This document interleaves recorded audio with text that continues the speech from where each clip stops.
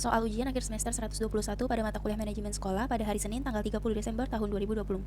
Mengerjakan UAS project di bawah ini dengan total skor 100 dengan kategori 3 soal. Soal yang pertama yaitu buatlah rekaman video wawancara dengan kepala sekolah di SMA atau sederajat terkait bagaimana penerapan manajemen sekolah di sekolah dalam hal yang pertama perencanaan sekolah, yang kedua pengorganisasian penjadwalan sekolah, yang ketiga pengarahan dan pelaksanaan program sekolah, dan yang keempat kontrol dan evaluasi program sekolah. Nomor 2, berikanlah contoh rencana dan program pengembangan sekolah atau RPPS yang ada di SMA atau sederajat. Contoh RPPS lihat pada link berikut. Dan soal yang nomor 3, berikanlah penjelasan bagaimana subtopik bagian yang dipresentasikan masing-masing mahasiswa yang sebenarnya diterapkan oleh kepala sekolah di dalam sekolah yang dipimpinnya.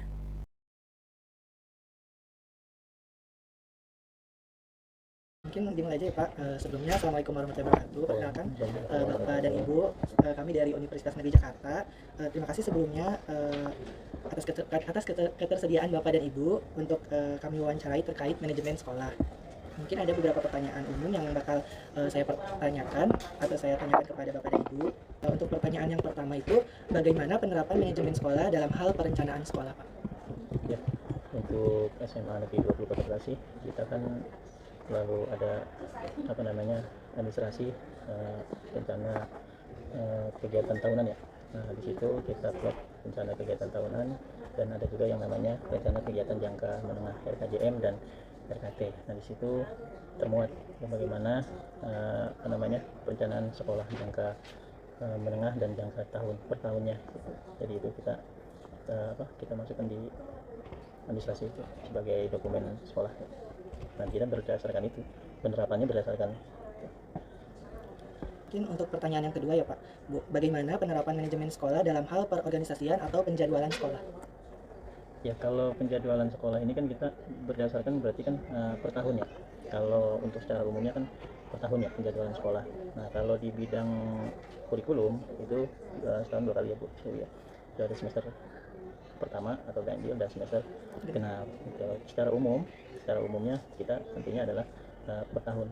Nah itu di situ dimulai dari membentuk organisasi sekolah ya, dari mulai pembantu kepala sekolah, wakil kepala sekolah, yaitu bidang kurikulum, bidang sarana prasarana, wakil kepala sekolah bidang kesiswaan ya. Kita baru tiga ini sebagai pembantu kepala sekolah. Nah disitulah nanti gambaran pelaksanaannya diterapkan masing-masing bidang gitu. Mungkin Pak Bu untuk lanjut ke pertanyaan selanjutnya, bagaimana penerapan manajemen sekolah dalam hal pengarahan dan pelaksanaan program di sekolah? Ya, untuk pengarahan dan pelaksanaan program sekolah kita menjadwalkan di awal tahun. Biasanya kita ada rapat dinas. Nah, rapat dinas itu adalah rentetan sebagai pelaksanaan program sekolah. Dari mulai nanti di situ masing-masing bidangnya ya menjadwalkan kegiatan, terus ngeplot ya dari mulai wali kelas ya, wali kelas. Nah itu kita programkan di situ semua di awal tahun itu dengan rapat dinas awal tahun. Nah nantinya tentunya ada lagi lanjutan Setiap kegiatan menjelang kegiatan itu nanti rapat, kemudian ditambah lagi ada briefing. Kalau rapat itu mungkin berencana ya, kalau briefing itu mendadak, jadi tidak ada undangan, kadang hanya pemberitahuan saja bahwa hari ini jam sekian briefing. Untuk jika ada hal-hal yang sangat penting untuk kepala sekolah menyampaikan kebijakan. Untuk pertanyaan selanjutnya Pak, bagaimana penerapan manajemen sekolah dalam hal kontrol dan evaluasi program di sekolah?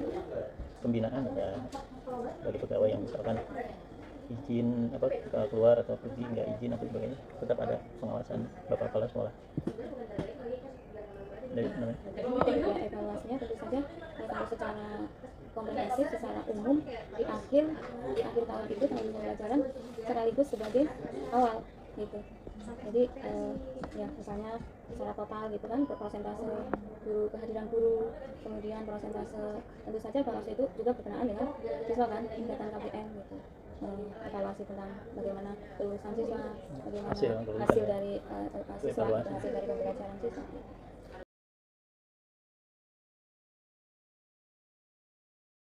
Berikut adalah kurikulum satuan pendidikan dari SMA Negeri 20 Kota Bekasi. Untuk tahun pelajarannya 2024 sampai 2025, ini adalah alamat detail dari SMA Negeri 20 Kota Bekasi.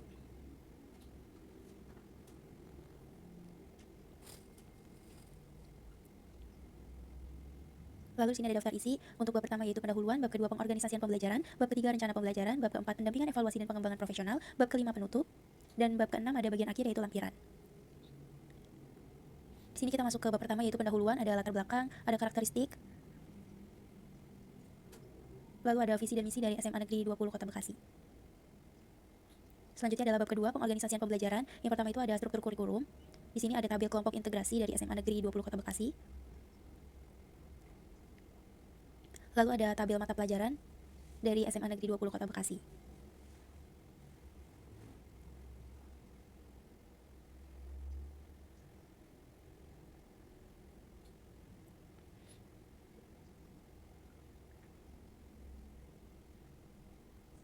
Lalu yang ke bab ketiga yaitu rencana pembelajaran, ada perencanaan pembelajaran tingkat guru, dan ada pencapaian-pencapaian tujuan pembelajaran, modul ajar, dan tata tertib bagaimana cara mengajar dari SMA Negeri 20 Kota Bekasi. Lalu ini adalah ada nilai ketuntasan pengetahuan dan keterampilan, di sini ada rentan angka dan angkanya, lalu ada pengelompokan kenaikan kelas dengan kategori tertentu. Dan ini adalah jadwal untuk semester 1 dan semester 2 untuk SMA Negeri 20 Kota Bekasi. Lalu ada bab 4 yaitu pendampingan, evaluasi, dan pengembangan. Dan bab kelima ada penutup.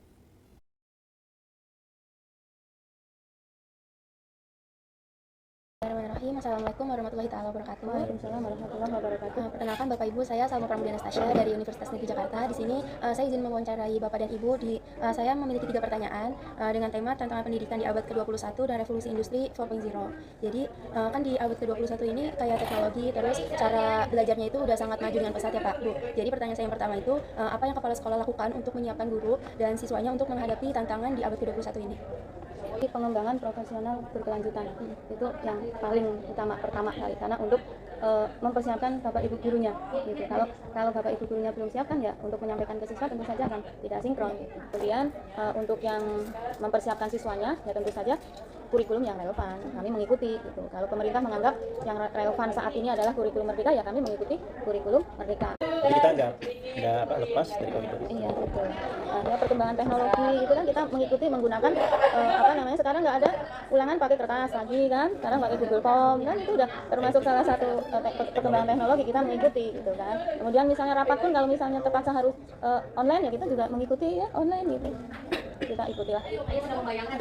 Mungkin pertanyaan selanjutnya tadi sudah terjawab bagaimana memanfaatkan teknologi dalam pembelajaran. Mungkin tadi sekaligus ya. Sekaligus tadi kan yang Kertas lagi. ya yang bilang kalau ujian itu pakai kertas lagi ya. Itu mungkin udah menjawab ke pertanyaan kedua, boleh dilanjut aja ke pertanyaan ketiga yang terakhir. Kan tadi katanya itu kalau misalkan pembelajaran itu ikut dari pemerintah langsung ya Pak, dari kurikulum merdeka. Nah, dari SMA 20 ini ada hambatan-hambatannya nggak sih Pak, kayak hambatan untuk mengikuti atau menyesuaikan dari program pemerintah itu sendiri? Saja kami belum bisa 100% memenuhi sarana prasarananya, terbatas pada sarana prasarananya, apalagi kami masih numpang ya, masih nyewa ya sekolah. Jadi labnya saja kami terbatas. Nah, tentu saja tidak mencukupi jumlah siswanya kan. Terbatas sarana prasarananya, kemudian keberagaman dari kami bapak ibu guru. Gitu. Ada yang mungkin kayak seperti saya ya, saya itu kan udah sudah apa istilahnya?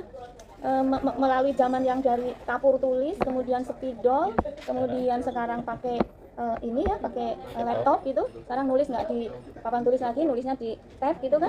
Nah itu kalau misalnya saya nggak mengikuti, nggak mau gitu ya, kemauan juga gitu. Selama ini tantangan itu bisa kita Ya, selesaikan. meminimalisir lah ya, kita minimalisir. Tujuan tercapai. Memaksimalkan tujuan. Mungkin itu aja pertanyaan dari saya, cukup 3 pertanyaan. Terima kasih kepada Bapak dan Ibu yang sudah membantu menjawab. Saya akhiri, wassalamualaikum warahmatullahi wabarakatuh. Waalaikumsalam.